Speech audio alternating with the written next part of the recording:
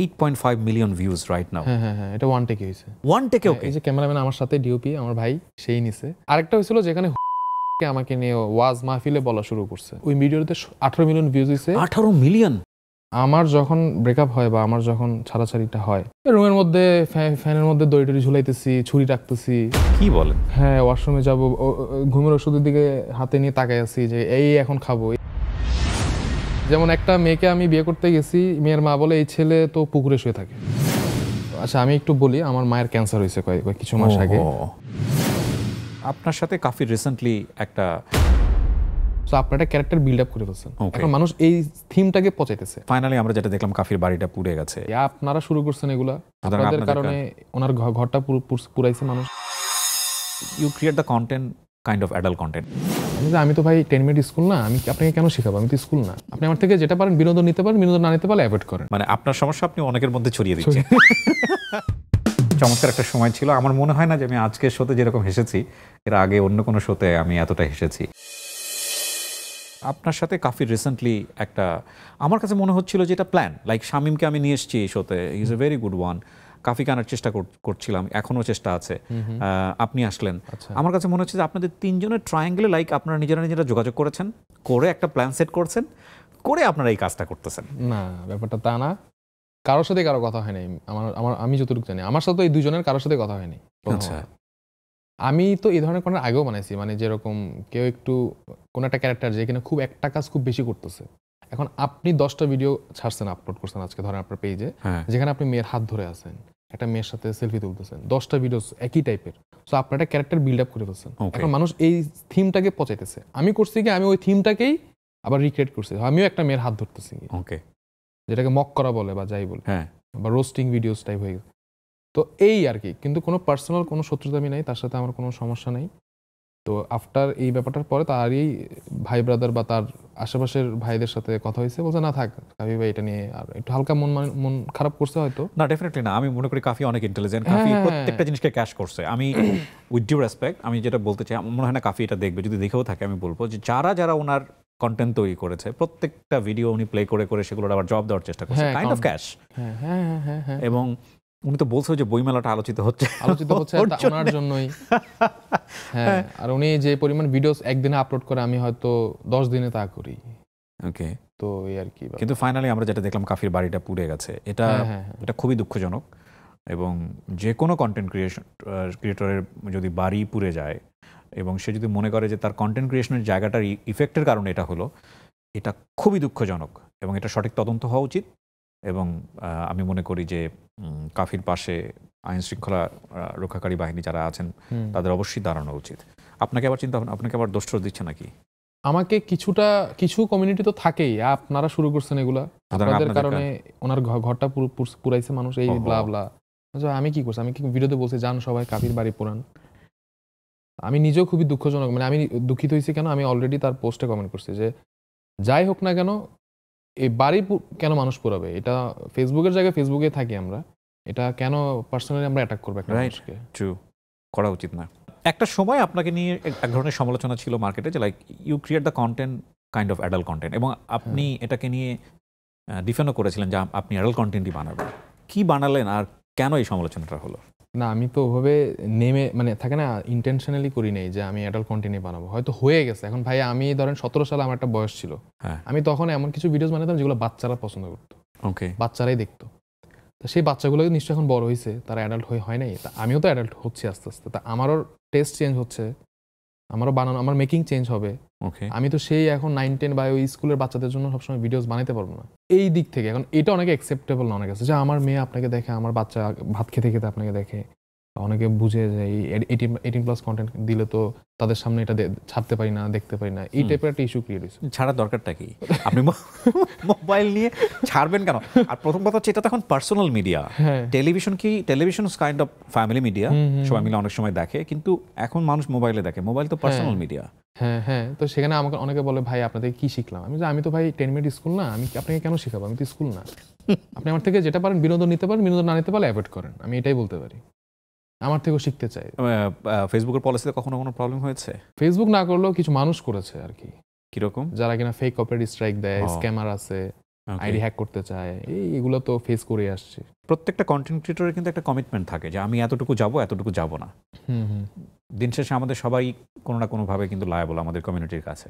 So আপনি আসলে in future কি চিন্তা করছেন আপনার কন্টেন্টের? না আমি যে ইন ফিউচার খুব বেশি অ্যাডাল্ট কন্টেন্ট বানাবো তা না।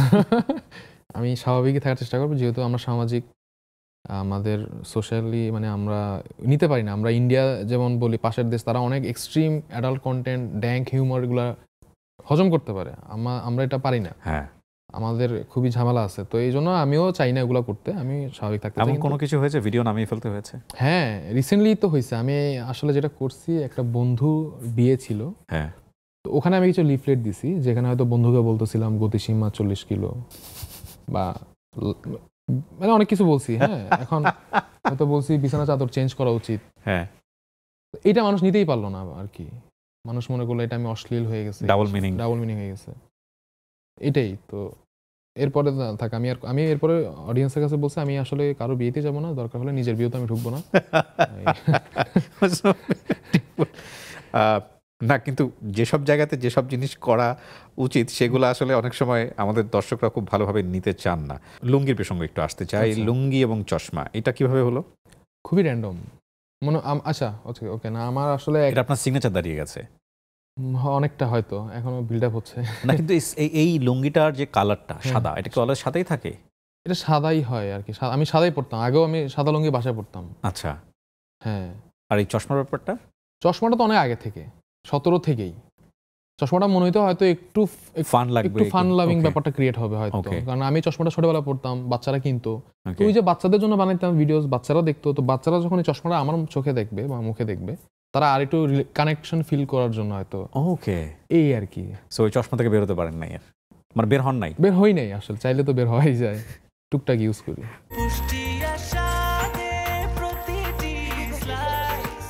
ব্রেকফাস্ট, টিফিন কিংবা স্ন্যাক টাইমে মজাদার আয়োজন মানে অল টাইম ব্রেড। নামটা একটু বলেন, অনেকে আপনার নাম জানে না। আচ্ছা, আমার নাম হচ্ছে সাইফুদ্দিন সিয়াম।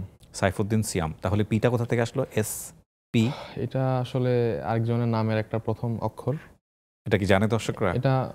হ্যাঁ, এটা কিছু মানুষ হয়তো জানে, অবশ্যই বলা যাবে। হ্যাঁ, মানে ব্যাপারটা হচ্ছে 15 সালের আর কি কথা। হ্যাঁ, যখন বয়স খুব কম, প্রথম এবং শেষ প্রেম। ওকে।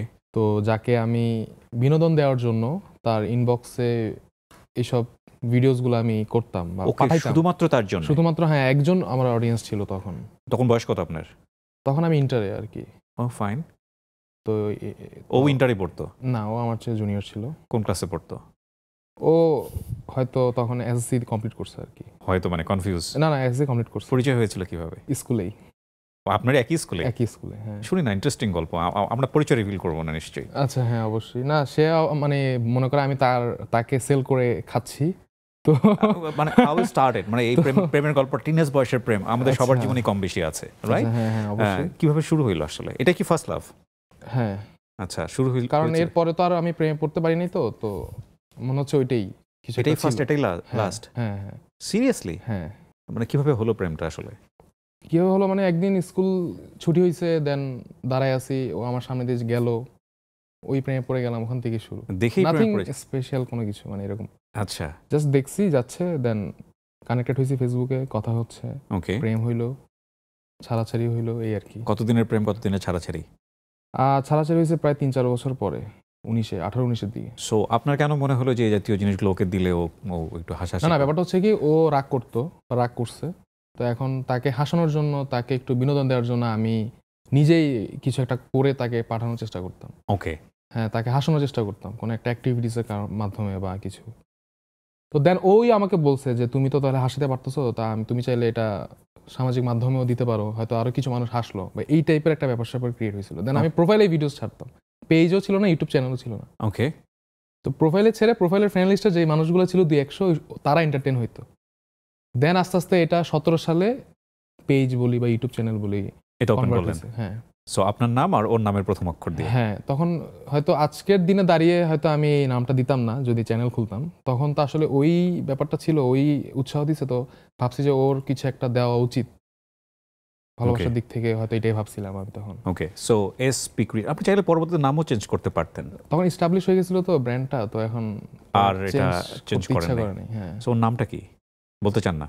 না আশা করি না বললেই ভালো হয় জিনিসটা। ফাইন।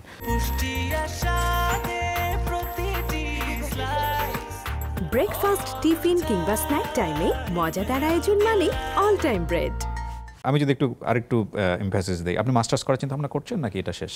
আমার মনে হচ্ছে করতে হবে, অন্তত বিয়ের জন্য হইলেও করতে হবে। আমার মা এটা বলে যে সার্টিফিকেট থাকলে অ্যাটলিস্ট কোনো মেয়ের মা হয়তো আগ্রহী হইতে পারে। আপনি কি মানে বিয়ে নিয়ে খুবই অরিড? না না, আমাকে এটা ফিল করাচ্ছে। আচ্ছা আমি একটু বলি, আমার মায়ের ক্যান্সার হয়েছে কিছু মাস আগে।